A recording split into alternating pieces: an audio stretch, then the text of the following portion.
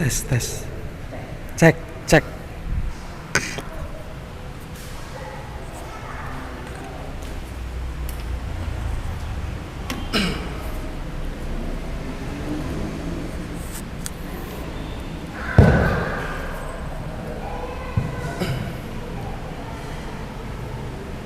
Bismillahirrahmanirrahim. Assalamualaikum warahmatullahi wabarakatuh.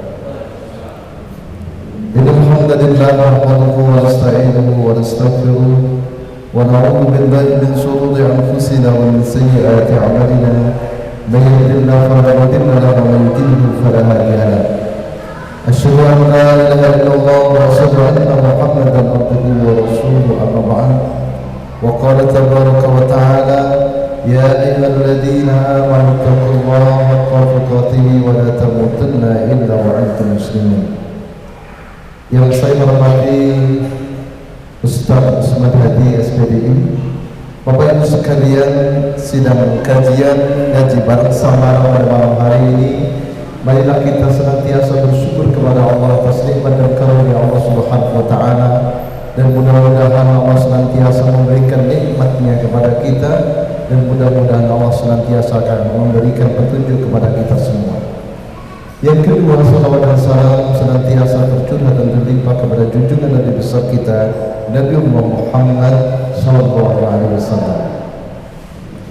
Bapak Ibu yang dirahmati oleh Allah Subhanahu wa taala, langsung saja kajian malam hari ini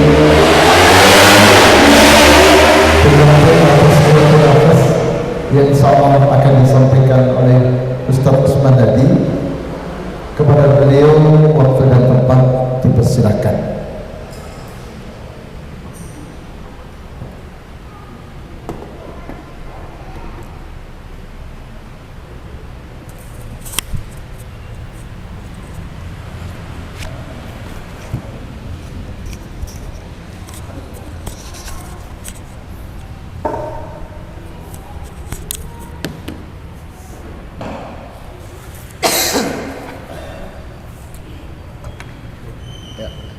Assalamualaikum warahmatullahi wabarakatuh.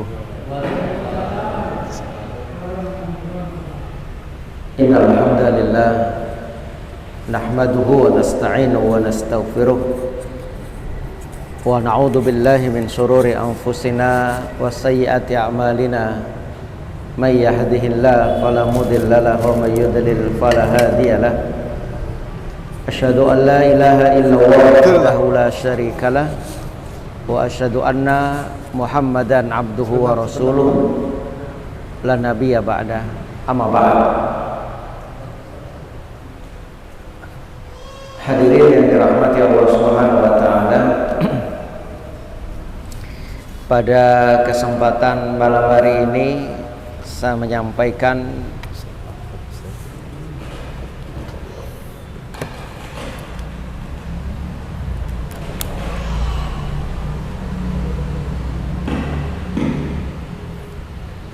bermasalah kayaknya.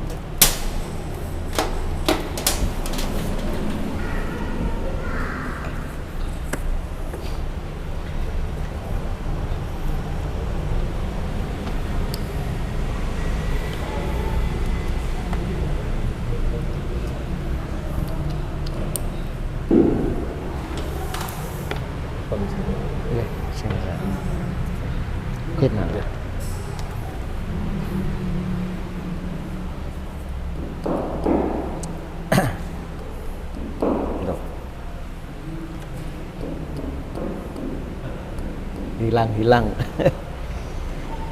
cek cek sound cek.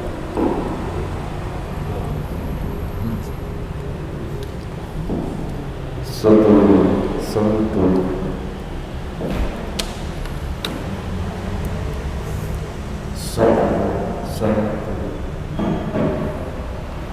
Satu ada gangguan. Niki mawon Ustaz nggih. Pakai ini aja enak ya. Ya. Cek. Nah. Bapak Ibu dirahmati Allah, pada malam hari ini saya menyampaikan hadis yang diriwayatkan oleh Imam Muslim yang bersumber dari sahabat yang bernama Hanzalah Al-Usaidi radhiyallahu anhu. Kita ambil hikmah pelajaran dalam hadis ini. Hadisnya panjang, saya bacakan artinya saja, hadirin dirahmati Allah. Dari sahabat Hanzalah Al-Usaidi radhiyallahu an, beliau ini adalah seorang juru tulis Rasulullah sallallahu alaihi wasallam. Beliau Hanzalah berkata, Abu Bakar datang menemuiku. Beliau cerita, lalu bertanya, bagaimana keadaanmu wahai Hanzalah? Bertamu Abu Bakar tanya, bagaimana keadaan Hanzalah? Maka Hanzalah ini, hadirin, menjawab, saya Hanzalah atau saya telah munafik. Juru tulisnya Rasulullah dicalnya oleh Abu Bakar, bagaimana keadaan Hanzalah? Maka Hanzalah mengatakan, saya munafik. Mendengar itu Abu Bakar mengatakan, subhanallah, apa yang kau ucapkan wahai Hanzalah? Kemudian Hanzalah berkata, saya mengatakan ketika kita bersama Rasulullah sallallahu alaihi wasallam, beliau mengingatkan kita tentang surga, mengingatkan kita tentang neraka, maka seolah-olah kita melihatnya. Namun tatkala kita keluar dari majelisnya Rasulullah, berkumpul dengan istri-istri, berkumpul dengan anak-anak, serta disibukkan dengan hal-hal lainnya, maka kita lupa banyak hal. Lupa surga, lupa neraka, lupa mengingat Allah. Kemudian Abu Bakar berkata, demi Allah, kami juga mengalami hal yang sama seperti itu. Maka saya, Hanzalah, dan Abu Bakar keluar untuk menemui Rasulullah sallallahu alaihi wasallam. Lalu saya berkata, wahai Rasulullah, Abu Bakar ini, Hanzalah telah munafik. Mendengar itu Rasulullah sallallahu alaihi wasallam berkata, ada apa? Saya pun mengatakan, wahai Rasulullah, tatkala kami ada bersamamu Abu Bakar ini, engkau mengingatkan kami tentang surga dan neraka, maka seolah-olah kami melihatnya. Namun tatkala kami keluar dari majelismu, berkumpul dengan istri dan anak-anak, serta disibukkan dengan hal-hal lainnya, maka kami lupa banyak hal. Maka Rasulullah sallallahu alaihi wasallam bersabda, demi zat yang jiwaku berada dalam genggamannya, jika kalian senantiasa dalam kondisi seperti berada di sisiku, yaitu selalu berzikir ingat Allah, maka sungguh para malaikat menyalami kalian.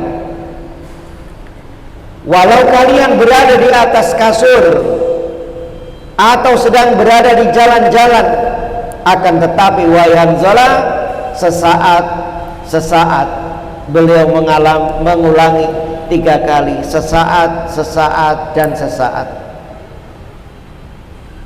Ini bahan evaluasi, bahan renungan hadirin, bagaimana Hanzalah, juru tulisnya Rasulullah, dan sahabat Abu Bakar yang amat dekat dengan Rasulullah, orang yang pertama masuk Islam, ketika bertemu, bertanya keadaannya, sampai mereka mengatakan, aku ini munafik. Ini bahasa lepas saya. Kalau saya itu di majelisnya Rasulullah, ketemu dengan Rasulullah, ya Allah, seolah-olah surga itu di depan. Ya Allah, takut kita ini neraka. Kita ini senantiasa zikir, ingat Allah. Tapi nek wis mulai ketemu anak bojo, ketemu kerjaan, lupa. Itu Hanzalah, itu Abu Bakar. Kira-kira saya jenengan lupai kayak gitu apa luwe nemen, Pak? Luwe nemen. Makanya kita ambil hikmah pelajaran evaluasi ini. Apa hikmah yang terkandung dalam hadis yang mulia ini? Ada beberapa yang bisa kita ambil hikmah, Bapak Ibu. Satu, hadis ini berkaitan dengan keutamaan salah seorang sahabat Nabi yang bernama Hanzalah al-Usaidi radhiyallahu anhu. Beliau ini kenapa? Karena beliau sebagai juru tulisnya Rasulullah. Rasulullah kalau mau menulis surat ke raja-raja, maka salah satunya ini adalah Hanzalah. Ya tidak satu, banyak, ada Zaid juga.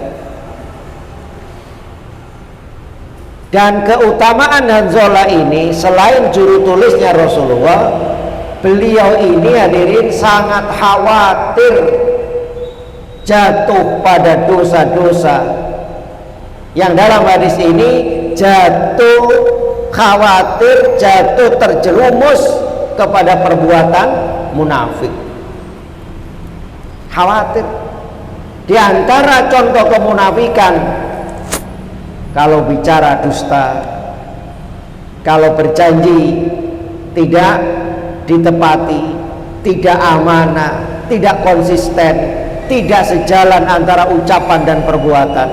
Hanzalah khawatir, takut, saya ini munafik.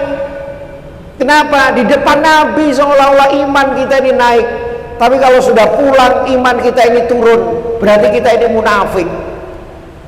Sampai ada khawatir kayak demikian, Masya Allah.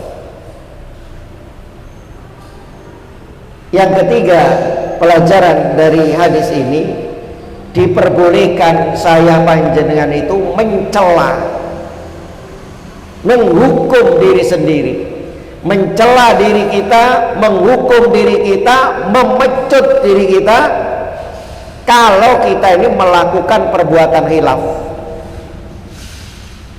Kalau seumpama kita ini salah, maka hukum diri kita. Sebagaimana Hanzalah menyebut dirinya sebagai seorang munafik. Tatkala dia merasa ada kurang dalam dirinya, maka celalah diri kita, hadirin. Ini muhasabah untuk saya, kita semua. Celah diri kita. Apa diantaranya? Dalam sholat, celah diri kita, pecut diri kita. Kenapa saya kalau sholat gak khusyuk? Sedangkan dalam surat Al-Mu'minun, qad aflahal mu'minun, sungguh beruntung orang mukmin itu. Siapa? Orang yang sholatnya khosyi'un. Kenapa aku kok gak khusyuk? Kadang ada orang yang gini, kenapa gak khusyuk? Dia gak berusaha untuk meraih kekhusyuan. Yang jadi orang iso khusyuk, iman kita itu ya kayak demikian, bukan. Celah kita kenapa tidak takut kepada neraka. Kadang orang ini disampaikan neraka biasa saja, gak membuat hatinya ini bergetar. Padahal wattaqun naral lati waquduhan nas wal hijarah uiddat lil kafirin. Takutlah kalian kepada neraka yang mana bahan bakarnya neraka itu adalah batu dan manusia yang disediakan untuk orang-orang kafir. Celah diri kita, mengapa kita ini tidak tamak kepada akhirat. Celah diri kita, kenapa kita tidak tamak terhadap surga. Tapi kalau masalah dunia, luar biasa. Sedangkan Al-Quran mengingatkan kita, wabtaghi fima atakallah darul akhirah wala tansa nasibaka minad dunya. carilah apa yang telah dianugerahkan Allah kepadamu, kebahagiaan negeri akhirat, tapi jangan kamu lupakan bagianmu dari kenikmatan duniawi. Fahsin, dan berbuat baiklah, kama ahsanallahu ilaik, sebagaimana Allah berbuat baik kepadamu. Kenapa kita ini kok tidak tamak terhadap akhirat, tidak tamak terhadap surga, tapi justru tamak terhadap dunia, cambuk, pecut diri kita? Nggak masalah, celah diri kita mengapa kita ini justru tamak terhadap dunia, celah diri kita mengapa tidak bisa menangisi dosa-dosa. Kadang mungkin saya, antum hadirin, banyak salah, banyak dosa, banyak maksiat, banyak kekeliruan, tapi kadang mata kita ini seolah-olah kering. Maka cambuk, celah diri kita, mengapa kita tidak menangisi dosa-dosa kita dan perbuatan maksiat yang kita lakukan. Mu'adz bin Jabal radhiyallahu anhu bertanya kepada Rasulullah, wahai Rasulullah, man naja? Uqbah bin Amir bertanya, ya Rasulullah, man naja? Wahai Rasul, apa itu kunci keselamatan? Beliau menjawab, kunci keselamatan itu 3. Amsik alaika lisanak, jaga lisanmu. Yang kedua, amsik alaika lisanak, jaga lisanmu. Wal yasaka baituk, yang kedua, betahlah engkau di rumah. Betah di rumah, jangan keluyuran begitu, kecuali dalam kebaikan. Yang ketiga, kunci keselamatan itu adalah wabki ala khati'ati, tangisilah kesalahan-kesalahan. Celah diri kita, kenapa kita ini tidak punya banyak waktu untuk berzikir, sedangkan Allah akan mengingatkan, akan mengikat kita nanti. Mengingat dalam surat Allah berfirman, ingatlah kalian kepadaku, fadkuruni adkurkum waskuruli wala takfurun. Kenapa kita ini banyak menghabiskan waktu bukan untuk zikir kepada Allah? Celah diri kita, kenapa sedikit dan tidak bisa banyak membaca Al-Quran? Dikasih waktu 24 jam, kita ini, mohon maaf, saya yang ngomong ini juga sama nih. Kita ini kadang habis waktunya itu untuk baca Quran atau baca sosial media. Sosial media, apa nggak boleh kita baca sosial media? Boleh, tapi jangan kemudian lupa dengan membaca Al-Qur'annya. Hadirin yang dirahmati Allah, yang keempat, pelajaran dari hadis ini, anjuran untuk bergaul dengan orang-orang soleh. Abu Bakar mendatangi Hanzalah. Siapa Abu Bakar ini? Masya Allah, sahabat yang dekat, mertuanya Rasulullah, sahabat yang Masya Allah menemani Rasulullah hijrah. Temannya Hanzalah ini juru tulisnya Rasulullah. Maka di sini hendaknya kita ini bergaul dengan orang-orang soleh agar terhindar dari berbagai macam fitnah dan dosa. Agar terhindar dari fitnah dan dosa. Dan sekaligus sebagai peringatan untuk menjauhi teman-teman yang tidak baik, karena itu mempengaruhi agama seseorang. Rasulullah SAW bersabda, seseorang itu almar'u ala dini khalili, seseorang itu terpengaruh dari agama temannya. Teman itu punya daya tarik, teman itu punya magnet, daya tariknya, magnetnya luar biasa. Maka berkumpul, berkawanlah, bertemanlah dengan orang soleh. Jangan berkumpul berkawan dengan orang-orang yang nggak benar. Kalau dia berteman berkawan dengan orang yang nggak benar, punya visi, punya misi untuk membaiki mereka, untuk mendakwai mereka, silahkan. Tapi harus betul-betul persiapan.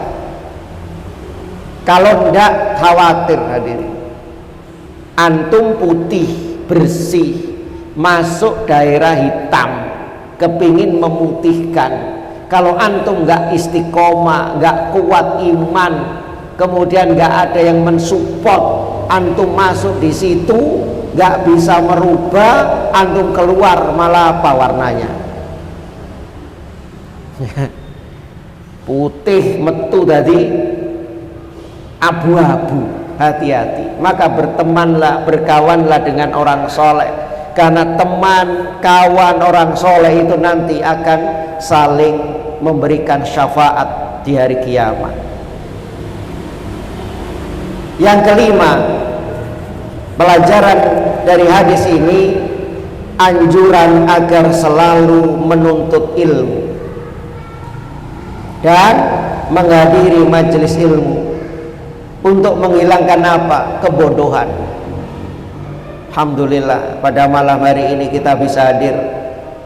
Ini anjuran untuk menuntut ilmu, menghadiri majelis agar kita ini tidak bodoh, dan peringatan agar jangan menjauhi majelis ilmu. Dan ketahuilah kebodohan itu sumber kehancuran dan kehinaan. Dalam surat Al-Anfal ayat 22 Allah berfirman, inna syarrad dawabi indallah, sesungguhnya binatang atau makhluk yang seburuk-buruk makhluk yang hina di sisi Allah as-sum mulbukmul ladzina la ya'lamun, yakni orang-orang summun bukmun umyun loh. No, maaf. Tapi jangan ini nek ono operasi polisi, wah dikira sumun bukmun umyun fahum. Budak tuli bisu buta loh Pak. Naudzubillah min dzalik, ya. Jadi umat Islam ini harus senantiasa menuntut ilmu, menghadiri majelis agar kita ini paham, ngerti. Allah akan memuliakan, mengangkat derajatnya orang-orang menuntut ilmu.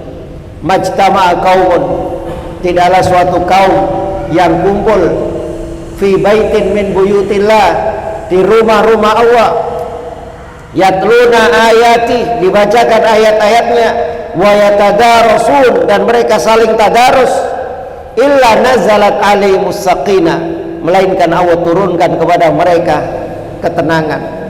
Wa ghasyiyatuhumur rahmah, Allah curahkan rahmat kasih sayang. Kemudian wa dzakarahum wa fi man indah, senantiasa Allah sebut-sebut di hadapan para malaikatnya. Masya Allah. Jangan bosan-bosan kita menuntut ilmu, khususnya ilmu apa ini? Ilmu din, ilmu agama. Kalau saya antum ilmu dunia mungkin S1, S2, S3, profesor, selesai mungkin. Tapi ilmu itu kan luas, apalagi ilmu agama, gak ada selesainya. Kapan sampai kita selesai nuntut ilmu? Sampai mati. Talabul ilm minal mahdi ilal lahad, menuntut ilmu itu dari buayan ibu sampai liang lahat. Kemudian yang keenam, Allah akan mengangkat derajat orang-orang yang beriman dan berilmu. Pentingnya di sini, apalagi ilmu agama. Jangan sampai kita melakukan tanpa dasar ilmu. Jangan sampai kita melakukan tanpa mengetahui dalilnya. Allah akan mengangkat derajat orang yang beriman, berilmu, orang ahli ibadah dan orang ahli ilmu. Dalam hadis, fadlul alim alal abid, orang yang ahli ilmu dibandingkan dengan orang yang ahli ibadah, kafadlil qamar, orang ahli ilmu itu seperti purnama alas sairil kawakib, orang ahli ilmu itu seperti bulan purnama, sementara orang yang ahli ibadah tanpa ilmu itu bagi bintang-bintang. Bintang-bintang itu sebagai apa? Penghias langit, tapi tidak bisa menerangi. Berarti orang ahli ilmu itu lebih mulia dibanding orang ahli ibadah. Tapi ya harus dia ahli ilmu juga ahli ibadah, sehingga ibadahnya itu tahu dalilnya, bukan hanya ilmu sebatas pengetahuan. Kalau disuruh debat, kalau disuruh adu argumen, wah toh, tapi prakteknya malah nol utul, bukan itu. Kemudian pelajaran yang ketujuh, keutamaan orang yang beriman dan berilmu. Ini keutamaannya orang beriman dan berilmu. Dia senantiasa takut dan ingat kepada Allah, serta bergaul dengan orang soleh. Hanzalah dan Abu Bakar, ini Masya Allah, orang-orang yang beriman, orang-orang yang berilmu. Maka keutamaannya ini ditunjukkan itu tadi, senantiasa takut kepada Allah. Ya Allah, kita ini kalau di depan Nabi, kita ini takut, ingat Allah. Tapi kalau kita ini sudah keluar, tidak bersama Nabi, takutnya itu hilang. Kalau sudah asik dengan keluarga, asik dengan anak, kita ini lupa. Insya Allah, ini keutamaan. Kemudian yang kedelapan, hikmah dari hadis ini yang bisa kita ambil pelajaran, teman sejati. Ini pertemanan tadi, Abu Bakar mendatangi Hanzalah. Maka teman sejati itu adalah teman yang mengajak ke jalan Allah, teman yang menghibur kita tatkala sedih, teman yang menolong kita tatkala kesulitan, dan teman yang mengingatkan kita tatkala lalai, serta teman yang meluruskan jalan kita tatkala menyimpang. Itu yang namanya hakikatnya teman sejati. Makanya kadang serba perkewu Pak orang itu. Iki wis teman plek, senantiasa ditraktir makan. Wis nandindani beres. Lah kok kemudian sing traktir ini melakukan kekeliruan, melakukan kesalahan. Rata-rata orang yang temannya di tadi yang biasanya ditraktir berani nggak mengingatkan Pak? Diingat no sesuk nggak dijak makan loh. Teman sejati itu bukan itu. Kalau temannya ini keliru, meskipun dia ditraktir setiap hari, mungkin senantiasa dikasih orang ini karena dia kaya, bukan kemudian membeu, kemudian mengiyakan, kemudian mendukung, tapi dia ini tadi teman yang senantiasa mengajak kepada jalan Allah, teman yang senantiasa menghibur tatkala sedih, teman yang menolong tatkala kita susah, teman yang mengingatkan tatkala kita lalai, diingatkan dan meluruskan jalan ketika orang ini menyimpang. Ya mohon maaf, saya ini mau menyampaikan, tapi nyuwun sewu Pak, biasanya orang gini nih, wah wes, ini pengalaman saya, ini saya cerita itu ada keliru sampai ibunya kemudian pamannya telepon, Ustadz tolong dinasihati ini. Saya dapat info dari yang lain, Ustadz ngone antum nasihati ini sudah pasti. Lo ada apa? Ya sudah kok pasti antum diblokir nomor antum. Lah ini telepon ini pamannya, ibunya kasihan. Karena apa? Dia ini ambil keuntungan oleh temannya. Dia ini tidak tahu, wes sudah ini. Akhirnya saya datang hadirin, ya sudah, wong saya diminta juga. Ini memang keliru, kasihan. Saya sampaikan yang baik, saya masya Allah tak hebat antum. Ini. Terus saya luruskan, antum tolong pergaulan dengan ini. Iya, gak ngomong sekali apapun Pak. Tapi dari raut wajahnya ini sudah kelihatan betul Pak. Setelah itu diblokir saya. Itu dulu Pak, masih belum ada apa jadi belum ada WA baru napa itu BlackBerry BB itu ya itu Pak. Ya Allah, betul. Tapi hakikatnya teman itu bukan kemudian temannya keliru dibiarkan. Wah iki sing biasa nraktir ya aku wis melu wae. Banyak orang kayak demikian. Kalau namanya temannya keliru, temannya itu mau celaka, diingatkan bahwa terdepan itu ada jurang. Kalau namanya orang ini sayang sama temannya, di stop. Bahaya depannya no jurang jiar no ben, bukan itu. Nah, memang resiko hadirin. Yang ke-9, keutamaan mengingat surga dan neraka.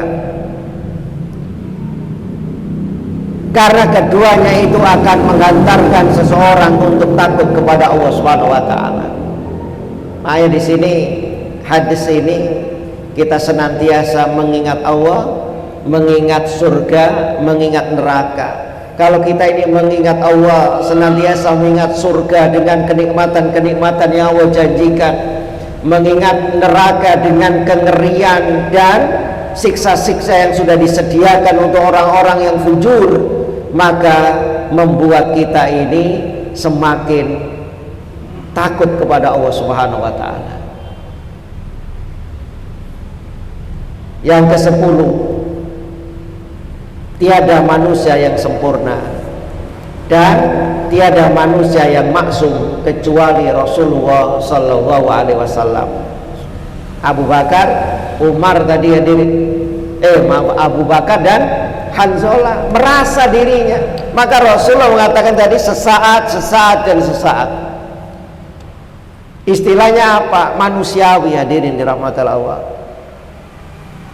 Ya memang kita mengingat Allah, mengingat akhirat ketika di masjid dengan di rumah, dengan kita di kerja beda.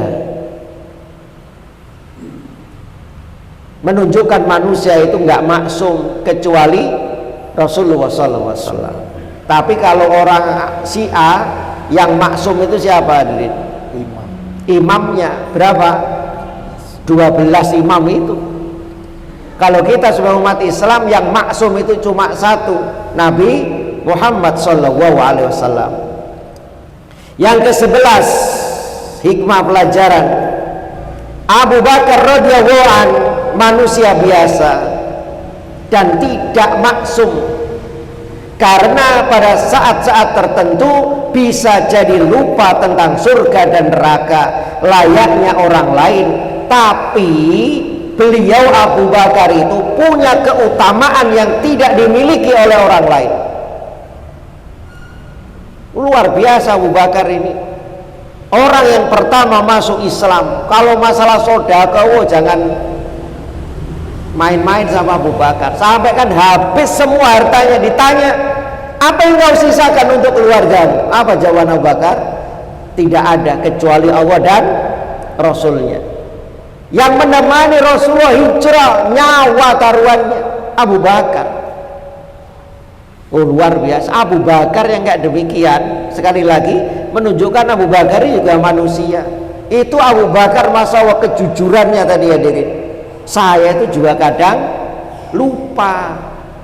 Sampai beliau saya mengatakan, aku kalau gitu munafik.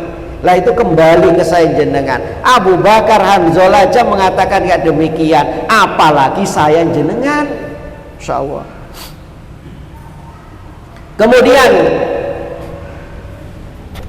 12,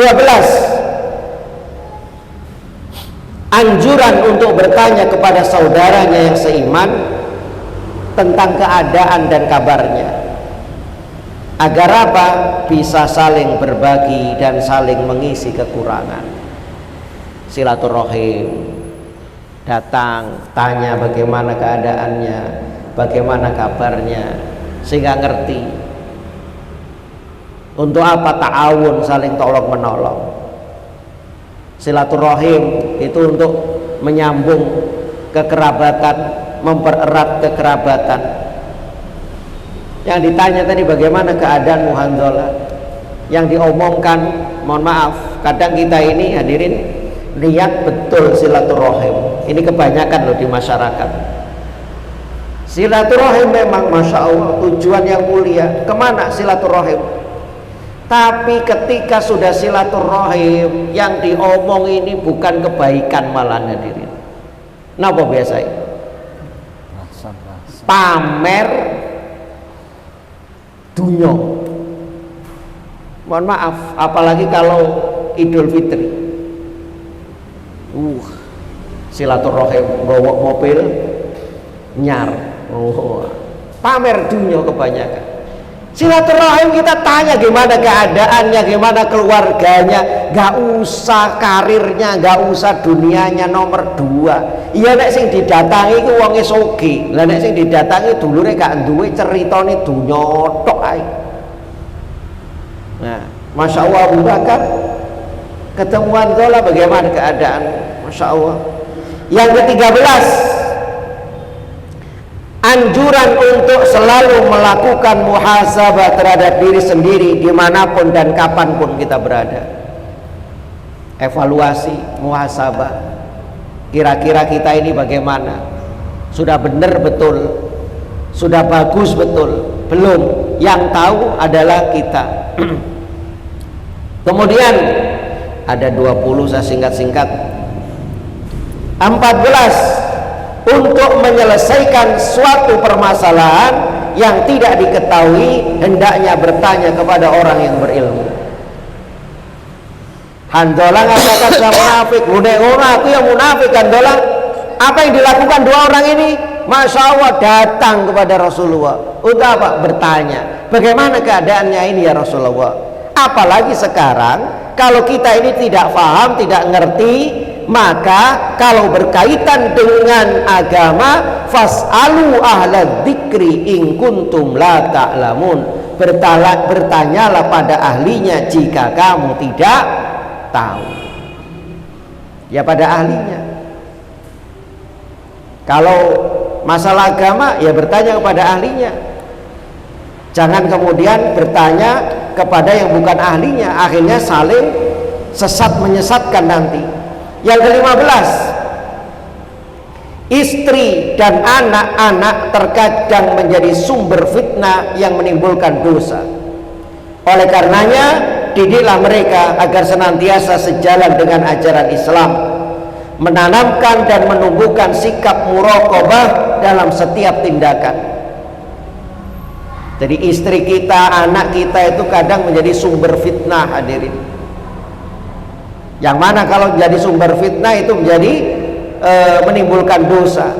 Maka kewajiban kita untuk mendidik mereka dengan didikan yang islami, menanamkan dan menumbuhkan sikap muraqabah, merasa dilihat, diawasi oleh Allah.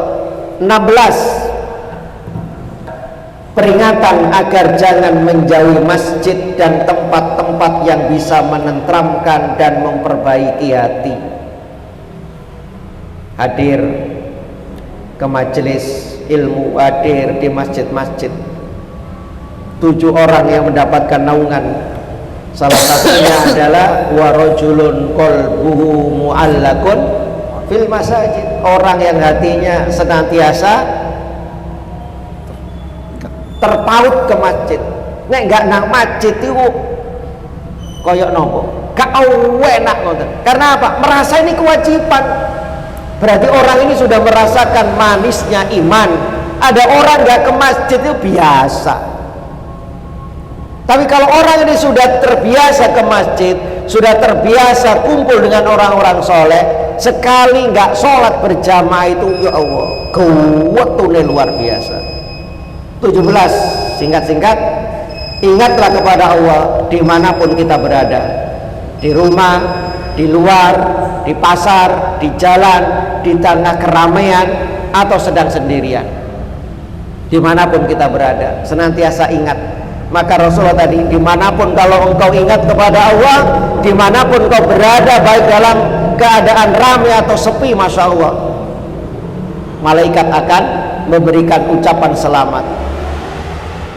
Kekaguman ke-18, kekaguman para malaikat kepada orang yang senantiasa ingat kepada Allah. keutamaan pelajaran yang ke-18. Para malaikat kagum sampai kemudian memberi ucapan selamat kepada siapa? Orang senantiasa zikir kepada Allah, hadirin. Baik dalam keadaan rame, sendiri, di rumah, di pasar, kita di kamar, senantiasa zikir. 19. Dunia ini adalah permainan, senda gurau, godaan. Oleh karenanya hati-hatilah terhadap dunia yang penuh dengan cobaan ini. Dunia ini menipu. Kalau dalam Tanbihul Ghafilin, dunia itu Mukhtasar Minhajul Qasidin, dunia itu Pak Bu kata di Mukhtasar Minhajul Qasidin, itu laksana perempuan wis tuwek Pak, tuwek keriput, tapi dipermak Pak, terus gawe mas-masan. Banyak orang yang kepincrut loh. Dunia kan sudah tua, maka hati-hati, jangan tertipu terhadap dunia. Yang terakhir, sebaik-baik perbekalan adalah takwa. Karena itu Rasulullah SAW bersabda, bertakwalah kalian dimanapun kalian berada. Fa'at bi'is sayyiatil hasanat, iringilah kesalahan itu dengan kebaikan. Niscaya tamhuha, kebaikan itu akan menghapus kesalahan.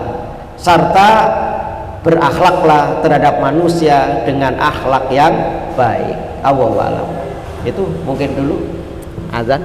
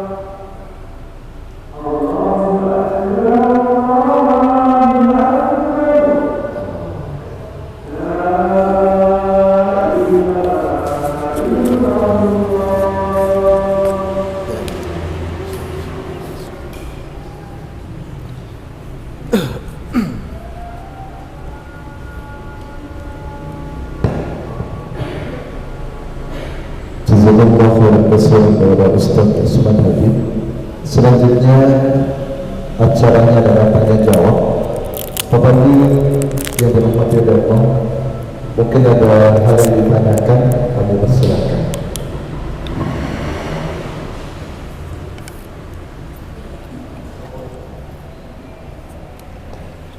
Waalaikumsalam warahmatullahi wabarakatuh. Saya menanyakan banyak saja, tapi mungkin jawabannya terlalu panjang nanti. Yang satu tentang ini kita setiap berbuat kesalahan atau dosa, kita diajarkan untuk bertobat. Namun dalilnya tobat yang dimaksudkan ini bagaimana? Apa kedua tentang bergaul dengan teman yang soleh. Teman yang soleh itu sebenarnya banyak gitu ya masalah macam-macam itu. Yang saya maksud di sini adalah teman yang soleh yang ikhlas. Kalau ada dalilnya mohon tanda-tanda teman yang ikhlas itu yang bagaimana? Itu aja. Assalamualaikum warahmatullahi wabarakatuh. Salam. Kalau ada Oh, nggih. kedelapan itu menarik sekali. Yang teman ini. Nggih. Teman itu kan ada Hizbullah sama Hizbul Syaitan. Nah, kalau Hizbul Syaitan itu dengan Hizbul Syaitan tahu temannya itu sudah pembohong, ya, tidak bisa. Tapi setelah dikasih BLT itu tetap mendukung. Itu banyak sekali saya nonton bilang itu. Yang kedua, saya yang tadi betul ya, kalau tanya kepada ahlinya. Tapi saya nambahin tambahan ke-21. Oh, Itu tadi kan Abu Bakar Jalan itu kan dari diskusi dulu. Ya, baru bertanya kepada ahli. Maka pentingnya yang ke-21 umat Islam itu berdiskusi untuk mencari kebenaran yang hakiki, untuk mencari ridho. Terima kasih. Assalamualaikum warahmatullahi wabarakatuh. Waalaikumsalam. Nggih, barakallah. Kullu bani Adam khata. Semua anak Adam itu punya salah. Ya. Al-insan mahallul khata' wa nisyan. Manusia itu tempatnya khata', salah, wa nisyan, dan lupa. Kemudian dalam hadis kullu bani Adam khata', sebaik-baik manusia semua anak Adam itu punya salah. Wa khairul khata'in, dan sebaik-baik orang yang salah itu siapa? At-tawwabun, orang yang bertaubat. Artinya manusia itu nggak ada yang maksum tadi, kecuali satu, Nabi Muhammad SAW. Saya antum tempatnya salah, lupa, tapi jangan kemudian gonjane menungso yang gone salah. Nanti kalau disengaja beda, ya. Maka bagaimana? Wa khairu khata'in at-tawwabun, bertaubat. Dalam surat Ali Imran kan juga kayak demikian, wasari'u ila magfiratin wa jannatin adwas samawati wal ardu iddat lil muttaqin alladzina yunfikuna fis sarra wad dharra wal kadhiminal ghaidha wal afina 'anil nas wa huwa yuhibbul muhsinin walladzina idza fa'alu fahisatan, dan orang-orang yang apabila mereka melakukan perbuatan dolamu, dolim, au fahisatan, atau perbuatan keji, zakarullah, dia segera ingat Allah, wastaghfaru lidunubihim, dan segera beristighfar. Maka apa yang dia lakukan? Kalau orang ini melakukan dosa, maka dia berhenti, stop, nyesali, ambil air wudhu, sholat. Sholat apa namanya nih? Taubat. Seumpama orang ini mau melakukan kesalahan, dosa, dia astagfirullahaladzim, kemudian dia stop, nyesel, nangis, nyesek, ambil air wudhu, sambil sholat dia mohon ampunan kepada Allah di situ. Yang mohon maaf, tidak ada contohnya. Kadang ada orang itu selesai sholat maghrib melakukan sholat taubat berjamaah, kan ada solu sunata taubah berjamaah. Saya pernah tanya, lu jaminan kok lu sampai ini sombong berarti gak dosa lu sholat taubat lu. Kalau orang ini seperti tadi, dia punya salah, punya dosa, menyesali, istighfar, taubat segera. Tapi kalau yang lama-lama tidak harus. Mosok dosa esuk mau engko tak sholat aku bar maghrib, enggak, segera sesaat itu, begitu. Kemudian yang kedua tadi, sebentar, teman yang soleh. Teman soleh itu tadi, teman yang sohibul hamim, teman yang baik itu adalah teman yang bisa membuat kita ini semakin takut kepada Allah, buat semakin kita ini giat beribadah, yang mengingatkan kita, yang senantiasa mensupport kita dalam kebaikan. Maka kalau punya teman kayak demikian, jangan dilepas, pegang. Ya, siapa teman yang soleh dan juga tadi ikhlas Pak ya. Kadang orang ini ikhlas gak soleh, soleh gak ikhlas. Insya Allah kalau teman sohibul hamim istilahnya, teman setia itu senang susah ya dia teman kita. Soalnya teman itu macam-macam Pak. Ada teman di atas meja makan. Kapan temannya itu? Ya pas anak meja makan, selesai makan lupa, musuhan lagi.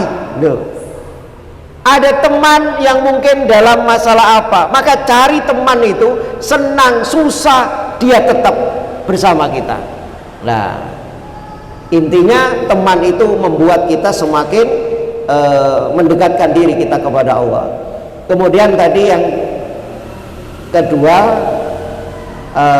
teman itu ada teman yang baik, ada teman yang ngajak keburukan. Kalau diistilahkan hizbus syaitan. Hizbun itu istilahnya kalau bahasanya itu partai ya. Hizbullah, ada hizbus syaitan. Ya, partainya Allah, ada partainya syaitan. Teman itu juga gitu. Kok ini teman ini senantiasa membuat kita jauh. Mohon maaf, anak-anak muda kadang wis wayahe adzan arep nandi salat, engko wae salate, ayo ngopi sik. Tak traktir. Arep nandi ngaji walah ngaji, engko wae tajak shopping. Ini yang menjurus kepada kejelekan. Kalau kita ini mohon maaf, saya contohkan, seumpama kita rombongan ini Pak, naik mobil bis, temen soleh semua ini, sing gak soleh situk Pak seumpama. Akhirnya waktunya masuk maghrib, berhenti sih sholat. Sing gak mau ini yang satu itu udah Pak. Iki sholatnya gak tutup ini. Akhirnya karena dia gak sholat Pak, yang kita semua sholat, akhirnya wis sampean jogo sendal. Jadi gak sholat Pak, karena ya itu tadi nggak soleh, akhirnya jogo sendal. Sholat isya jogo sendal neng. Akhirnya karena perjalanan jauh berhari-hari, kemudian walah mosok aku kok ngon jogo sendal, akhirnya melu sholat. Lah nek saiki dibalik Pak, sak rombongan bis iki kabeh kana sing sholat siji tok Pak. Pak sopir mampir. Pertama mungkin mampir Pak, lambat laun apa? Wis, iki gak nutut-nutut iki kok, wis engko wae. Akhirnya katut. Lah ini makanya bahaya kalau kita berteman dengan orang yang enggak soleh itu tadi. Kemudian terima kasih tambahin tadi. Apa enggak? Ya, tambah menjadi 21. Ada musyawarah. Memang umat Islam harus musyawarah dulu. Cari solusi gimana? Musyawarah, nggak kemudian langsung ini sendiri gitu. Masya Allah. Ya itu mungkin. Syukran. Jazakallah khairan kepada Ustaz Usman Hadi. Insya Allah tidak nambah lagi karena saya jualnya. Nanti jadi 22. Demikian apa yang disampaikan oleh Ustaz Usman Hadi, mudah-mudahan menjadi pelajaran kita, membersihkan hati kita, kita bisa mengambil pelajaran dari hadis Rasulullah Muhammad SAW antara Hadirat dan Abu Bakar, dan mudah-mudahan Allah menjauhkan kita dari neraka, menjauhkan dari sifat-sifat munafik, dan mudah-mudahan kita senantiasa mendapatkan hidayah Allah Subhanahu wa taala. Akhirnya mari kita tutup dengan bacaan hamdalah bersama-sama. Alhamdulillahirabbil alamin. Subhanakallahumma wa bihamdika asyhadu an la ilaha illa anta astaghfiruka wa atubu ilaik. Akhirul kalam wa taufiq wal hidayah. Assalamualaikum warahmatullahi